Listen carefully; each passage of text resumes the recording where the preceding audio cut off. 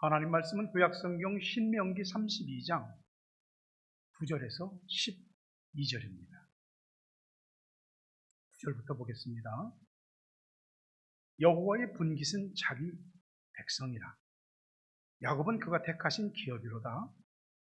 여호와께서 그를 황무지에서 짐승이 부르짖는 광야에서 만나시고 호위하시며 보호하시며 자기 눈동자같이 지키셨다. 마치 독수리가 자기의 보금자리를 어지럽게 하며 자기 새끼 위에 너풀거리며 그 날개를 펴서 새끼를 받으며 그 날개 위에 그것을 엎는 것 같이 있겠습니다. 여호와께서 홀로 그를 인도하셨고 그와 함께한 다른 신이 없었도다. 아멘. 날마다 반복되어지는 일상도 있고 특별한 일이 일어나는 날도 있습니다. 어떠한 날이 되든지 하나님은 여러분을 사랑하시고 여러분을 만나주시고 호위하시고 보호하시며 자기 눈동자같이 지키시는 것을 믿으시기를 바랍니다. 그래서 오늘 우리가 거룩한 주일 주례전에 와서 지금 예배를 드리고 있습니다. 서로 함께 진심을 담아서 사랑합니다, 축복합니다. 시작. 사랑합니다, 축복합니다.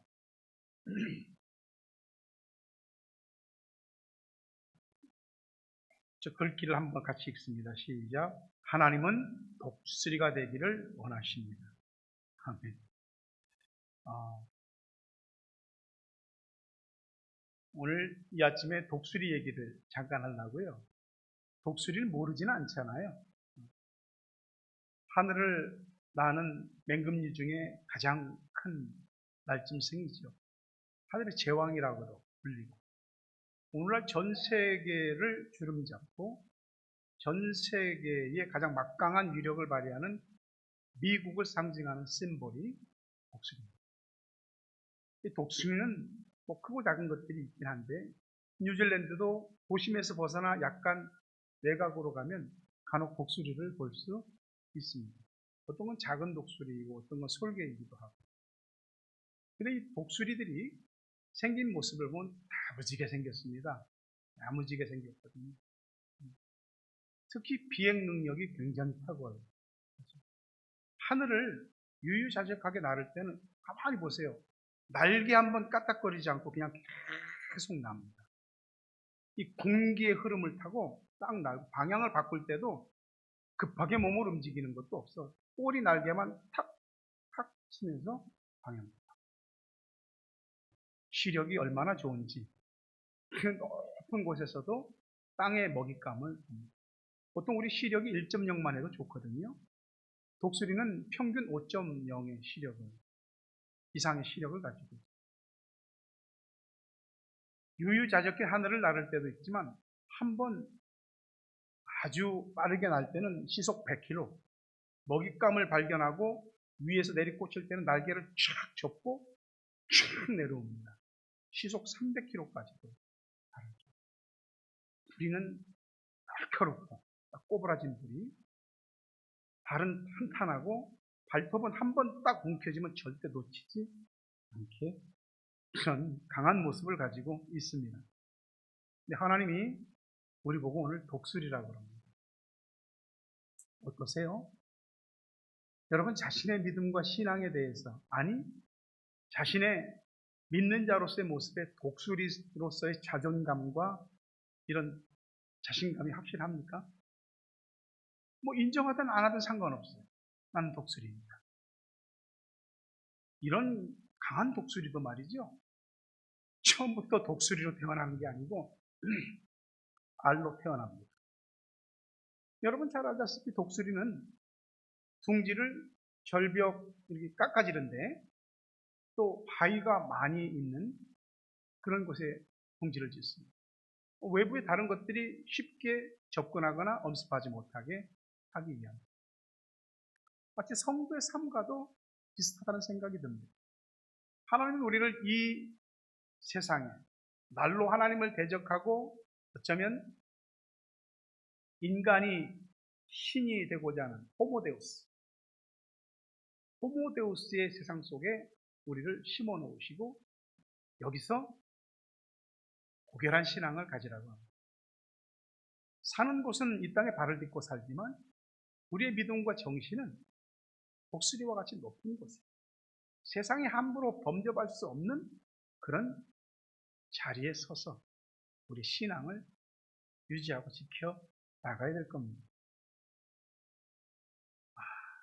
이 독수리가 새끼를 낳아서 기를 때 때가 되면 둥지를 떠나도록 만들지요. 저는 그렇게 생각합니다. 아무리 강한 것도 다 새끼로 태어난다.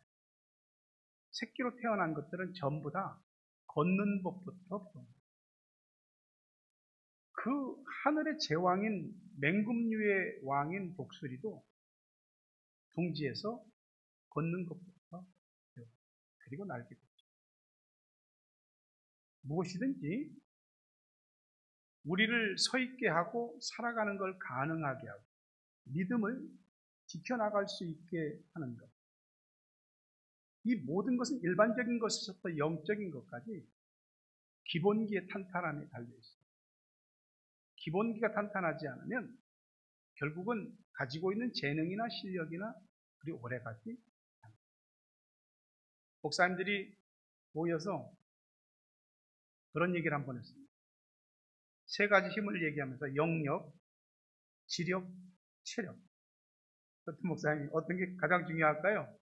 물어보더라고요. 다 중요하죠. 목사가 영력도 있어야 되고 지력도 있어야 되고 근데 체력도 있어야 돼요.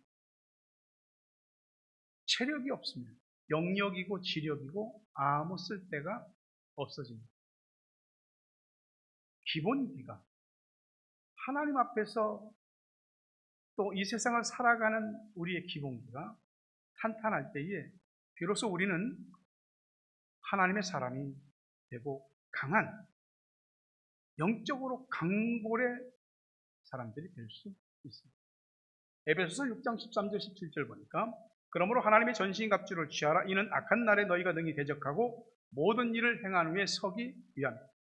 그런즉 서서 진리로 너희 허리띠를 띠고 의의 호심경을 붙이고 평안의 복음이 준비한 것으로 신을 신고 모든 것 위에 믿음의 방패를 가지고 이로써 능히 악한 자의 모든 불화살을 소멸하고 구원의 투구와 성령의 검 곧 하나님의 말씀을 가지라. 바울이 에베소 교인들에게 편지를 보내면서 성도들의 신앙적 무장 상태가 이와 같아야 된다. 이 바울이 말한 이 모습은 당시 로마 군인들이 완전 무장했을 때의 모습입니다. 그걸 우리 믿는 사람의 신앙과 같이 연결시킨 것입니다. 믿는 사람이 진리 위에 서서 진리의 허리띠를 질끈 동여매고 진리가 우리를 좌지우지할 수 있게 하는 것이 가장 기본이에요. 그 다음에 의의 호심경은 breastplate. 쉽게 얘기하면 방탄복 같은 거예요. 가슴을 보호하는. 하나님에 대한 우리 믿음의 의를 보호하기 위한 호심경을 입고 예수 그리스도의 복음을 위하여 그 신발을 신고 복음을 전하는 자들의 발이 됩니다. 또 믿음의 방패를 들고 마귀가 이런저런 모양으로 쏘아대는 불화살을 막아내고 구원의 투구를 쓰고 성령의 검, 곧 하나님의 말씀을 가지고 있는 것. 이것이 기본기이며 이것이 이 기본기가 완전 무장되었을 때 비로소 싸울 수 있는 겁니다. 싸워야지 이길 수도 있는 겁니다. 하지만 이런 것들이 우리에게 부장되어지지 않으면 바람이 불 때마다 흔들리고 때로는 뿌리가 들썩이고 때로는 뽑혀서 나자빠지게 됩니다. 제가 어려서 학교에서 친구들하고 이 게임을 했던 게 뭐냐면 지금은 애들 게임할 게 너무 많은데 옛날에는 몸으로 하는 게임밖에 할 것이 별로 없었어요. 이 서로 앉아갖고 정강이 뼈를 이렇게 맞부딪히게 하는 겁니다. 세게 막 둘이 밀지만 안 될 땐 옆 사람들이 밀기도 합니다. 그러면 뼈와 뼈가 부딪힌다고. 그러면은 이를 악물고 참는데 나중에는 못 견디는 사람이 그러면 지는 겁니다. 이게 뼈가 이 통뼈들이 있긴 있어요. 강골이 있어요. 근데 뼈도 약골이 있어요. 신앙생활을 할 때 강골의 사람이 될 것인가, 늘 골골골골하는 약골의 사람이 될 것인가. 우리는 이 부분에서 하나님 앞에 우리의 신앙의 기본기가 어떻게 무장되어져 있는지를 한 번 더 재점검해야 됩니다. 저는 설교자로서 이 강단의 선지가 벌써 수십 년입니다. 많은 목사님들이 공통적으로 하는 소리인데, 아무리 대단한, 아무리 많은 사람들이 은혜를 받는 설교에도 전혀 은혜를 받지 못하는 사람이 있는가 하면, 사람들이 보통 들을 때, 뭐 설교가 좀 그래. 그런데도 그 설교에 그 하찮은 것 같은, 시시한 것 같은 그런 설교에도 은혜를 받는 사람들이 있습니다. 그러니 하나님의 말씀을 전하는 자의 책임이 막중하지요. 그러나 그만큼 더 중요한 것이 뭐냐면 이 말씀을 어떻게 받아들이느냐 하는, 말씀을 듣는 사람의 마음과 중심도 더할 나위 없이 중요합니다. 우리는 하찮아 보이는, 때로는 시시한 것 같아 보이는 그 어떤 말씀을 듣고 우리가 하나님 앞에 채워져 가는, 강골이 되어져 가는 겁니다. 안 들으면, 눈을 감고 못 들으면 아무것도 아닌 거죠. 살면서 우리가 항상 평탄하고 좋은 길만 걸어온 건 아니잖아요. 우리 인생의 머리 위에 항상 푸르고 맑은 날만 펼쳐진 건 아니잖아요. 원튼 원치 않든 우리의 가는 길이 울퉁불퉁할 수도 있고, 이렇게 높고 낮음이 심할 수도 있고, 웬 먹구름과 비바람은 그리 심한지. 그래서 우리가 중심을 잃을 때가 있죠. 뭘 몰라서일 수도 있고, 또는 매너리즘에 빠져서일 수도 있고, 그래서 헤매는지도 모르죠. 누구나 다 길을 잃어본 경험은 있습니다. 여러분, 산에서 길 잃어본 경험이 있습니까? 참, 산에서 길 잃어보면 난감합니다. 제가 동생이 군대 가기 전에 동생을 데리고 제주도 한라산 한번 올라가야 되겠다 그래서 한라산을 올라갔습니다. 근데 가니까 못 올라가게 하더라고요. 제가 성판악 쪽으로 올라갔는데 큰 비와 안개가 우려되니까 가지 마라. 근데 욕심이라는 게 여기까지 왔는데 비행기 타고 어찌 한라산을 목전에 두고 그냥 가겠냐. 여기 그 한라산 관리하는 사람들이 못 들어가게 하는데, 하여튼 동생하고 저하고 소위 그 유명한 개구멍을 하나 찾아가고 올라갔습니다. 올라가다 보니까 그냥 무슨 비야. 하늘이 너무나 파랗게 펼쳐지는 거야. 동생하고 막 앞장대서 하고 웃으면서 이제 정상까지 가야 되잖아요. 올라가던데 안개가 너무 많이 껴요. 백록담이 보이긴 뭐가 보여. 아무것도 안 보여요. 어쨌든 찍었으니까 내려와야 되잖아요. 비하고 안개하고 섞여서 내려오는데 길을 잃었어요. 진짜 길을 잃었어요. 내려오다가 제가 나무 뿌리를 잘못 밟아갖고 넘어졌는데 나무 등에 빵 부딪히면서 이 안경도 한쪽이 깨졌어. 그래서 애꾸눈을 하고 어떻게 내려왔는지.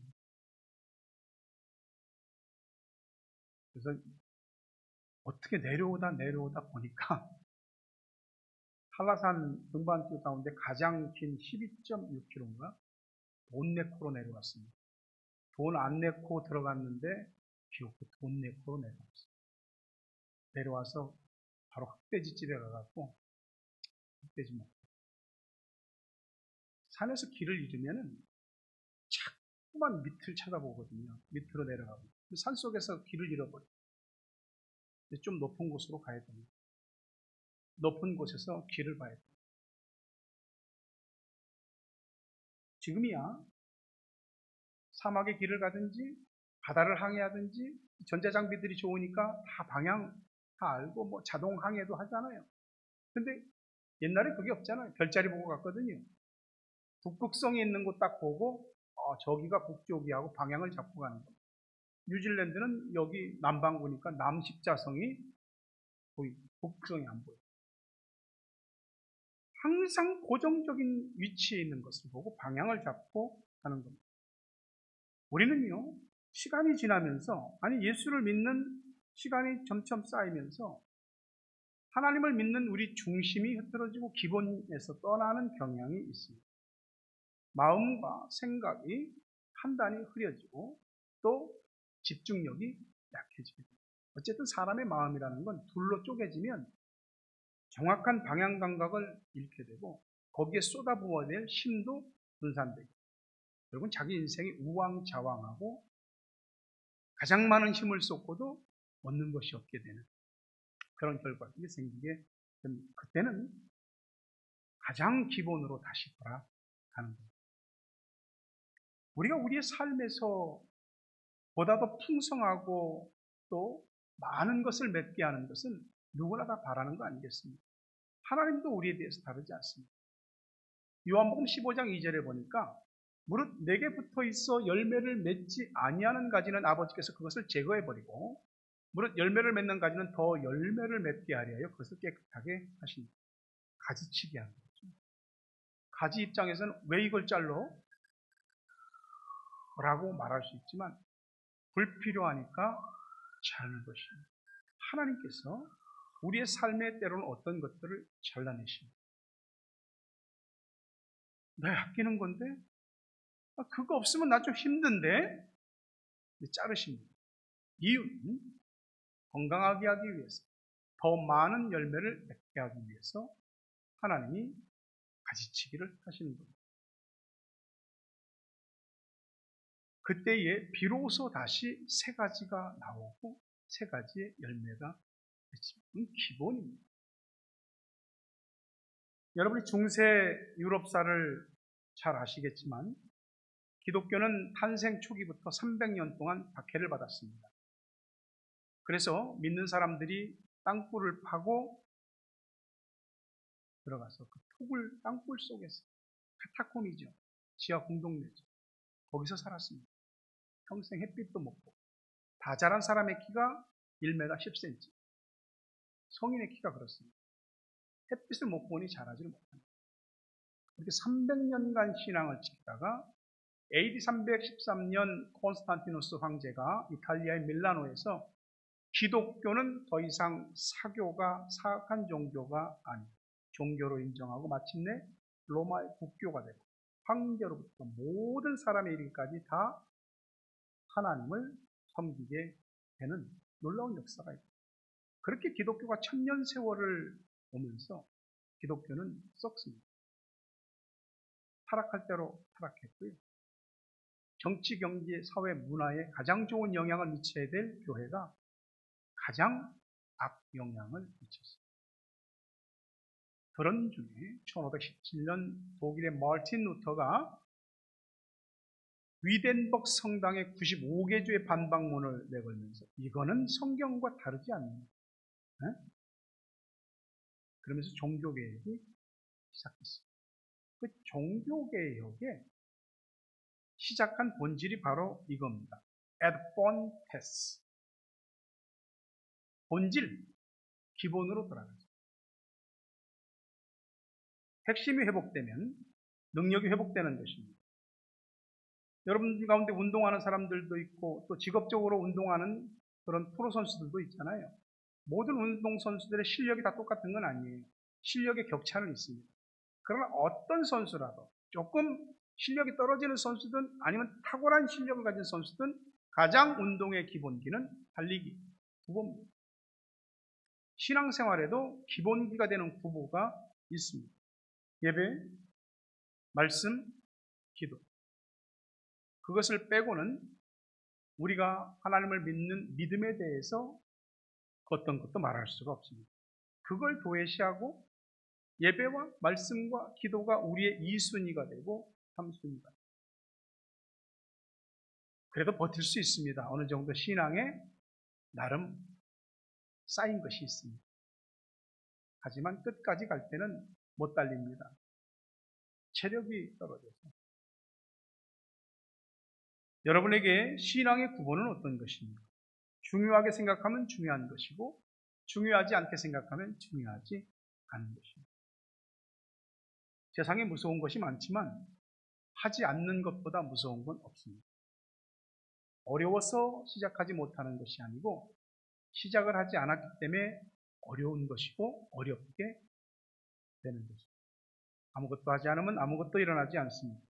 하다가 뭐가 안 되고 실패할 수도 있죠. 그러나 다음 시도를 할 수 있는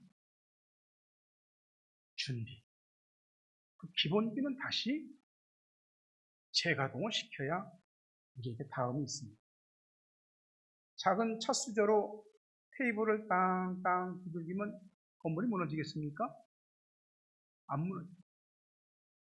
그러나 작은 찻수저로 계속해서 두들기면 그 반복해서 두드리는 그 소리에 누군가가 그 소리를 듣고 그 찻수저를 두드리는 행동을 보게 되는 겁니다.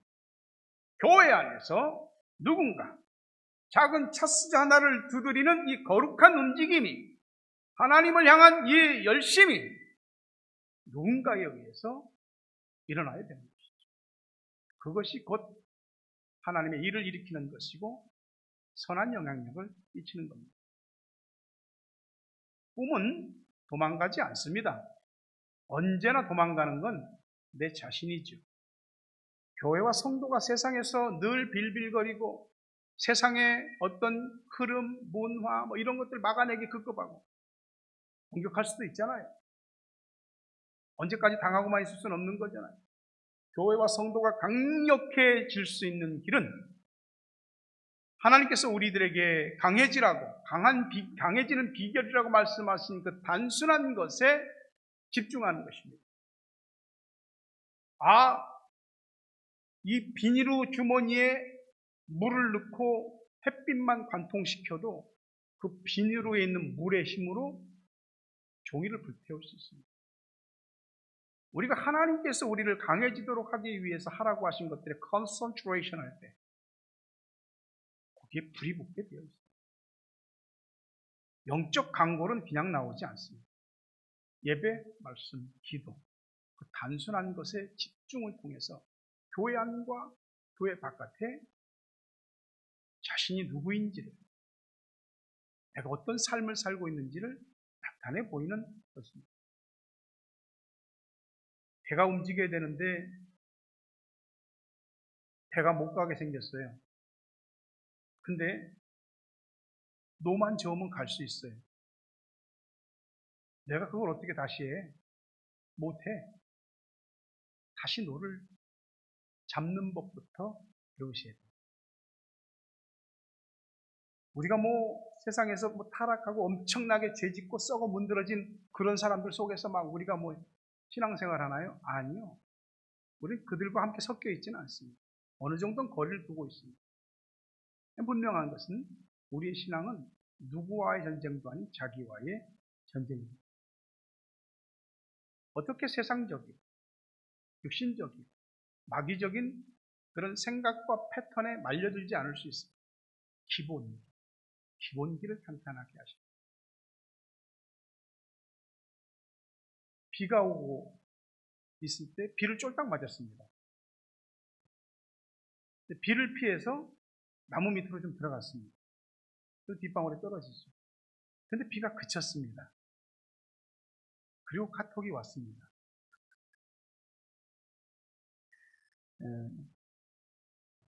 비가 그쳤는데 나뭇잎에 맺혔던 그 빗방울들이 주르륵 뚝뚝뚝뚝뚝 떨어집니다.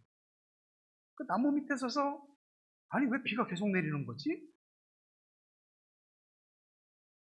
그렇게 말하지 말고 나무 밑에서 바깥으로 나오세요. 이미 비는 그쳤고 하늘은 맑게 개었습니다. 다른 어떤 생각에 사로잡혀서 그 나무 밑에 계속 서 있게 만드는 것이 있다면 거기서 계속 비 맞고 있지 말고 일단 그 나무 밑으로부터 나와야 되는 것입니다. 그리고 다시 하는 것입니다. 우리 마음과 생각과 태도를 단순하게 만드는 건 말은 쉬워도 그렇게 쉬운 일이 아닙니다. 기본이라고 하는 건 보통 다 알고 있거든요. 다 알기 때문에 쉬우니까 잘 안 합니다. 근데 쉬우니까 해야 됩니다. 그래야지 단단해지고 보다 더 퀄리티 있는 신앙으로 올라가게 됩니다. 신앙의 능력은 다른 데 아니고 기초를 탄탄히 다지는 거죠. 내가 누구인지, 뭘 어떻게 해야 할지, 어떤 것이 옳은 것인지 우리는 이미 알고 있습니다. 그걸 하시면 됩니다. 그런 강한 주의 사람이 되게 하기 위해서 주님이 우리를 굉장히 hard training, 강하게 훈련시키십니다. 우리의 인생 광야 오는 동안 우리 인생에서 짐승이 울부짖는 많은 시간 속에 하나님이 우리를 만나주셨고 호위하셨고 보호하셨고 자기 눈동자같이 지켜주셨습니다. 그 하나님이 우리를 트레이닝하십니다. 11절에 보니까 마치 독수리가 자기 보금자리를 어지럽게 하며 자기 새끼 위에 너풀거리며 그 날개를 펴서 새끼를 받으며 날개 위에 그것을 엎는 것 같이 어미 독수리가 새끼를 훈련합니다. 어느 정도 크면 보금자리를 어지럽게 하는 둥지를 흩어버리는 훈련이 시작됩니다. 새끼 죽이려고 하는 건 아니잖아요. 새끼는 준비가 안 된 것 같은데 어미는 때가 됐다는 겁니다. 이미 둥지는 좁아졌습니다. 좁은 둥지에서 삐기적 요리저리 발 옮기고 그러지 말고 걸리적거릴 것이 없는 창공을 향해서 날아오르라는 것입니다. 난 준비가 안 됐다니까? 이렇게 힘들고 어려운 일 나 감당 못해. 나 둥지 못 벗어나. 못 뛰어내려. 근데 하나님은 아셔요. 네가 지금 보금자리를 떨치고 나와야 될 때라는 거야. 너 이제 날개를 펴고 날아야 돼. 하나님이 아시는 거예요. 우리가 하나님을 이해하고 못하고 우리의 상황을 이해하고 못하고의 문제가 아니고 둥지는 어차피 떠나게 되어 있습니다. 하나님이 어떻게 하셨다고요? 우리를 짐승이 울부짖는 곳에서 광야에서 만나시고 호위하시고 보호하시고 자기 눈동자같이 지키셨다고 그러잖아요. 근데 우리는 하나님을 안 믿습니다. 근데 때때로 우리가 하나님을 믿는 믿음에 대해서 잘못 오해하고 있는 게 뭐냐면 하나님이 어떻게 하시겠지 뭐. 내가 할 수 있는 건 이만큼이야. 뭐 어떻게 하시겠지. 믿음이 너무 좋은 나머지 하나님 믿습니다. 그냥 떨어질 때 믿습니다. 하나님이 밑에 박살나지 않게 받쳐줍니다. 거 봐. 나는 요것밖에 안 했어도 하나님이 다 받쳐줬잖아. 또 떨어집니다. 하나님 또 받쳐줍니다. 아싸! 믿는 자에게 능치 못함이 없어. 막 믿음이 이상한 쪽으로 막 발전되고 있습니다. 아무것도 안 하면서 그냥 떨어지고 그리고 하나님이 도울 거라고만 생각하는 것이 믿음일까? 근데 우리는 그런 것을 믿음이라고 생각할 때가 있습니다. 하나님이 속삭이는 거죠. 아니 뭐 이런 통닭 같은 것이 다 있어. 너 내 독수리 새끼 맞아? 하나님 그렇게 얘기합니다. 통닭같이 그냥 추락하는 그런 사람이 될 것인지 날개를 퍼덕거리며 비상하여 창공을 박차고 올라갈 독수리가 될 것인지 자기 몫입니다. 어떠세요? 통닭같이 떨어지는 게 믿음은 아니라고 생각되는데 여러분 생각은 어떠세요? 하나님 믿습니다 하고 나는 아무것도 하지 않고 날개를 퍼드덕거리지 않는 것은 믿음인가? 나는 아니라고 생각하는 거예요. 여러분 어떻게 생각하세요? 야고보 2장 18절 보면 어떤 사람은 말하기를 너는 믿음이 있고 나는 행함이 있으니 행함이 없는 네 믿음을 내게 보이라. 나는 행함으로 내 믿음을 내게 보이리라. 야고보서 2장 21절 22절도 봅니다. 우리 조상 아브라함이 그 아들 이삭을 제단에 바칠 때 행함으로 의롭다 하심을 받은 것이 아니냐. 내가 보거니와 믿음이 그 행함과 함께 일하고 행함으로 믿음이 온전하게 됐다. 우리가 모르는 거 아니거든요. 생각 안 하는 거 아니거든요. 아는 걸로도 안 되고요. 생각만 한다고도 되지 않습니다. 행동이 되기 전까지는 믿음은 믿음이 아닌 겁니다. 우리는 우리의 행함으로, 행함의 공로로 구원을 받지는 못하지만 우리의 믿음이라는 것은 행함으로 증명되는 것입니다. 증명되어져야 되는 거라고요. 여러분이 잘 아는 영화 배우 있죠? 안젤리나 졸리.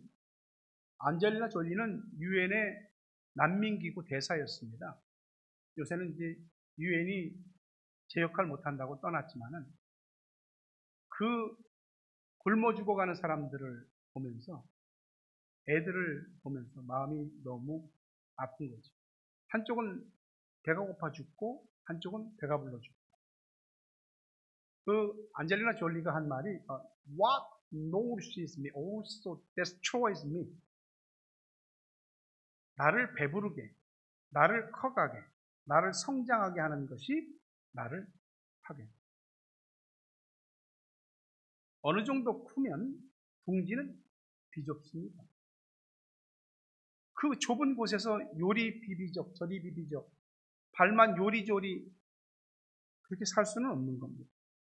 내가 나고 자란 둥지가 그 둥지를 벗어나지 못하면 어느 날인가부터 그 둥지는 나를 더 이상 크지 못하게 하는 감옥이 되고 내 무덤이 되는 겁니다.